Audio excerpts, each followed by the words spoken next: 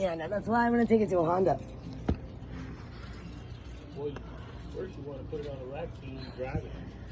Well, it's drivable, but... Yeah, but you don't know what damage it's doing while you're driving it. Well, that's the question I asked the adjuster. He said it doesn't matter. Yep. It's covered. So that's loose. I don't know. I guess that's what he said.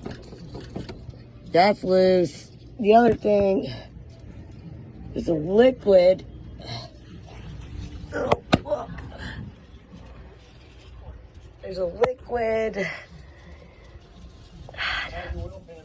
There. I don't know what an oil pan looks like.